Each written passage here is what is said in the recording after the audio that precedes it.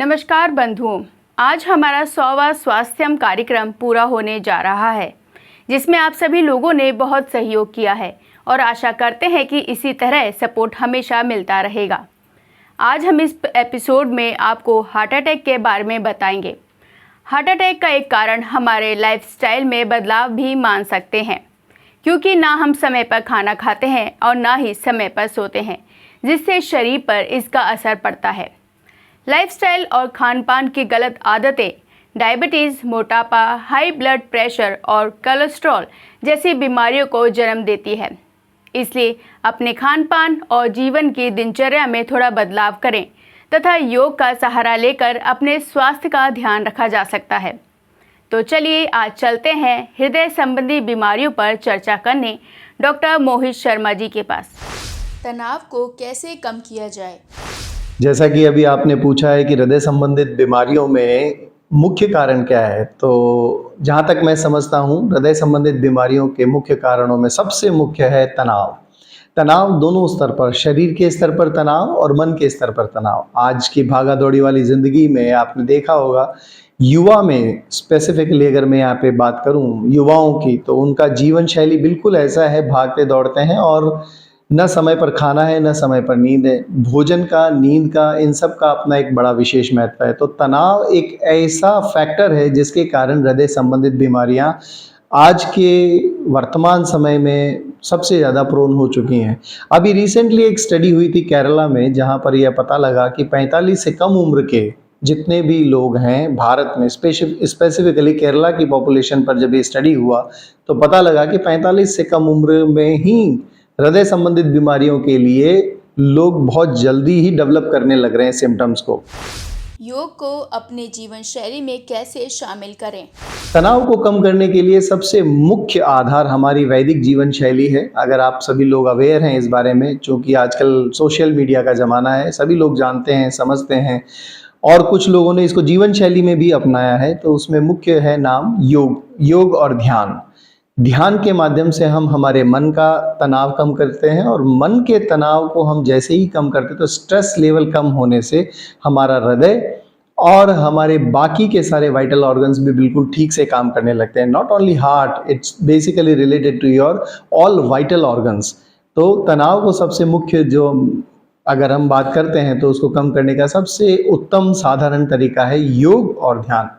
कैसे किया जाए, कब किया जाए, कैसे इसको जीवन शैली में शामिल किया जाए, तो जहाँ तक मैं समझता हूँ हम सभी लोग अपने किसी भी बिजीएस्ट शेड्यूल में, जैसे ज़्यादातर लोग कहते हैं डॉक्टर साहब समय नहीं मिलता हमको, कैसे करें, क्या करें, तो हम हमारे बिजीएस्ट शेड्यूल में भी ब्रेकफास्ट करते हैं, लंच करते हैं और डिनर करते ही करते हैं, और नहीं तो आगे पीछे हो ही जाता है। तो मेरा ये मानना है 24 घंटे में से लगभग आधा घंटा से 45 मिनट अपने लिए निकालें, चाहे वो सुबह का हो, चाहे वो शाम का हो, दोपहर का हो, इससे फ़र्क नहीं पड़ता, लेकिन एक पर्टिकुलर टाइम पर अपने आप को थोड़ा समय दें, थोड़ा ध्यान में बैठे, एक उचित शिक्षक या उचित गुरु की सलाह से इसको अपने जीवन शैली का हिस्सा बनाएं।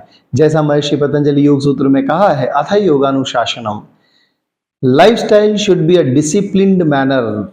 खान पान डिसिप्लिन्ड हो, ऋतुओं के हिसाब से खाया जाए, हमारी निद्रा डिसिप्लिन्ड हो, समय पर सोया जाए, समय पर सारे कार्य नियत निर्धारित किए जाएं। तो सबसे महत्व की जो बात यहाँ पर आती है वो आती है आपके हृदय रोग में भी इसमें डेफिनेटली कमी आती है। इसके ऊपर भी मल्टीपल रिसर्चेज हुए हैं। कुछ लोग ऐसे हैं जिनका डिसिप्लिन लाइफस्टाइल रहा, उनमें हृदय रोग की परसेंटेज कम पाई गई। कुछ लोग ऐसे थे अनडिसिप्लिन्ड, तनाव युक्त जीवन और भागती दौड़ती ज़िंदगी में। आप सभी देख रहे हो आज के एरा में, जैसे आप कोई न्यूज़ चैनल खोलेंगे तो आपको मिलेंगे लोग ज़्यादातर सडन डेथ्स के जो कॉजेज़ आ रहे हैं उसमें मुख्य रूप से यही समझ में आ रहा है, हृदय गति का रुक जाना। हृदय संबंधी बीमारियों के लक्षण क्या हैं? तो लक्षण को जहाँ तक हम डिफाइन करें तो सबसे पहला होता है चेस्ट पेन, उसके बाद आता है थोड़ा सा आप घूमने फिरने पर आपका सांस फूलना, इसके बाद आएगा आपका हृदय की धड़कन का अनियमित होना, पसीना आ जाना, भारीपन लगना और थोड़ी सी मेहनत करते ही आपको थकावट महसूस होना। इसमें कौन कौन से टेस्ट किए जाते हैं? तो इसके इवैल्यूएशन के लिए लेबोरेटरी टेस्ट होता है और क्लिनिकल एग्जामिनेशन होता है। एग्जामिनेशन हमको उचित चिकित्सकीय सलाह लेनी चाहिए ताकि हम क्लिनिकली उसको एग्जामिन करके देख सकें क्या यह वास्तव में हृदय रोग है, पहली बात। और अगर हृदय रोग नहीं है तो हृदय रोग के सिमिलर क्या क्या पॉसिबिलिटीज़ हैं उसको रूल आउट हम क्लिनिकली करते हैं। इसके पश्चात हम आते हैं लेबोरेटरी इन्वेस्टिगेशंस में, जिसमें पहला है ब्लड इन्वेस्टिगेशन, फिर आता है ECG, chest x ray, 2D eco, और आजकल सबसे अच्छा और उत्तम साधन है सीटी कॉर्नरी एंजियोग्राफी, जिसके लिए हमें ना तो कैथ लैब में जाना, ना एक दिन के लिए भर्ती होना, आउटडोर बेसिस होता है और सरकारी मदद से फ्री में भी हो जाता है सरकारी अस्पतालों में। It's just like a chest x-ray is equal to CT coronary angio. तो हमें हमारे हृदय की वाहिनियों के बारे में या हृदय की ब्लड सप्लाई के बारे में भी एक अनुमान लग जाता है। 2D इको और सीटी कॉर्नरी एंजियो के पश्चात हम ये डिसाइड कर पाते हैं या निर्धारित कर पाते हैं कि हमें हृदय की क्या बीमारी है। मुख्य रूप से या तो हम कह सकते हैं वेल्वुलर हार्ट डिजीज, वाल्व की बीमारी है, या उसको कॉर्नरी या हृदय में जो ब्लड सप्लाई जाने वाली है वो कहीं ना कहीं रुकावट है। इनमें उपचार के क्या क्या ऑप्शन होते हैं? पहला ऑप्शन होता है कि अगर रुकावट एक वाहिनी में या दो वाहिनियों में है तो सबसे पहले छल्ला, जिसे हम साधारण भाषा में छल्ला समझते हैं, जिसे हम मेडिकल टर्म में कहते हैं स्टेंट। स्टेंट से अगर ठीक होता है वेल एंड गुड, नहीं तो फिर उसके बाद में हम और आगे जाकर के देखते हैं कुछ लोग स्पेशली जैसे डायबिटिक पेशेंट होते हैं उनमें हृदय में या चेस्ट में पेन नहीं होता। जैसे किसी पेशेंट को अगर डायबिटीज़ है कई सालों से, 10 साल 15 साल से डायबिटीज़ है, तो अब ये एक अच्छी बात भी है और एक बुरी बात भी। अच्छी बात तो ऐसे कि उसको चेस्ट पेन नहीं होता, खाली पसीना आएगा, घबराहट होगी, बेचैनी होगी। तो बुरी बात भी है कि उसको पता ही नहीं चल पाएगा कि उसको हृदय संबंधित बीमारी है।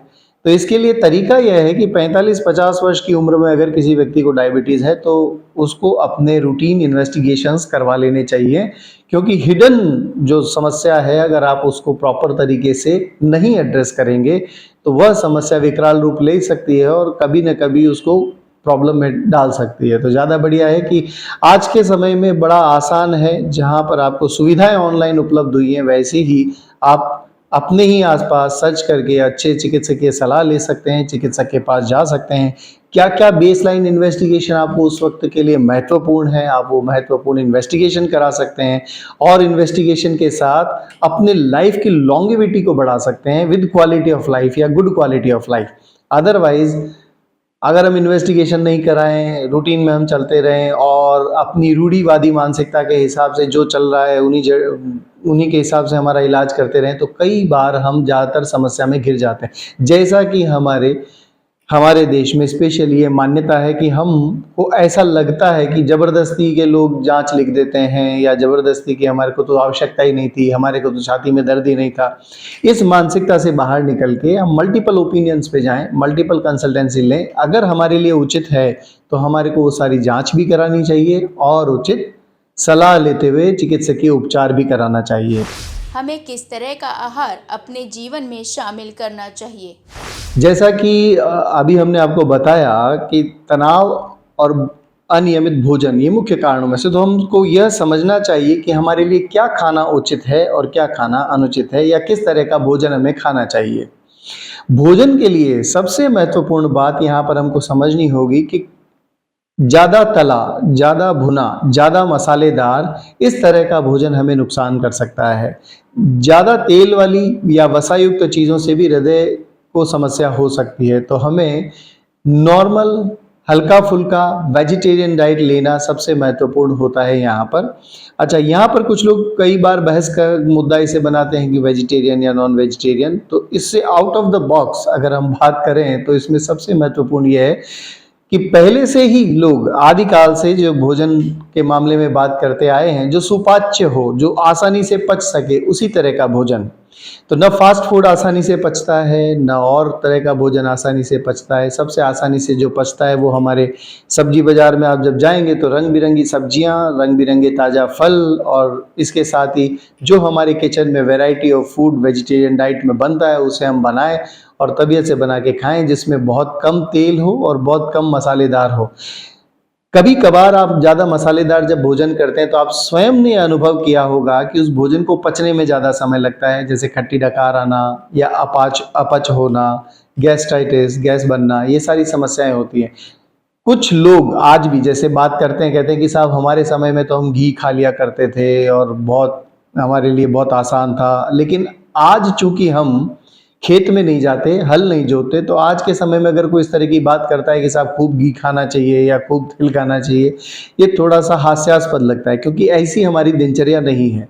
हमारी दिनचर्या के हिसाब से सुपाच्य भोजन हो, अल्पाहारी हो, थोड़ा कम खाएं। कम माने कितना खाना चाहिए, जितना हमारा स्टमक का साइज, जैसे हम इतना सा एक अंजलि में जितना समय एक बार के लिए हमारे लिए इतना भोजन सफिशिएंट होता है। भोजन में हमारे सेटाइटी सेंटर और हंगर सेंटर के बीच ब्रेन में हार्डली 1 सेंटीमीटर का डिस्टेंस होता है, लेकिन उन दोनों के बीच फिजियोलॉजिकल डिस्टेंस या यूं कह सकते हैं कार्य प्रणाली के हिसाब से 20 मिनट की दूरी है। जैसे मैं एक एग्जांपल देता हूं आपको। अभी आपको भूख लग रही है, अब भूख लगते वक्त आपने 1 कप चाय पी लिया, क्या होगा आपकी भूख का? 10 मिनट बाद या 15 मिनट बाद आपकी भूख खत्म। क्यों? जबकि आपने 1 कप चाय पी थी जिसमें 1 चम्मच चीनी थी, दैट्स इट।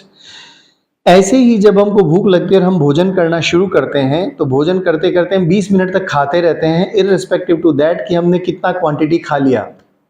और वो 20 मिनट बाद हमारे सेटाइटी सेंटर या तृप्ति के केंद्र को ये पता लगता है कि अब बहुत हो गया, अभी बस करो।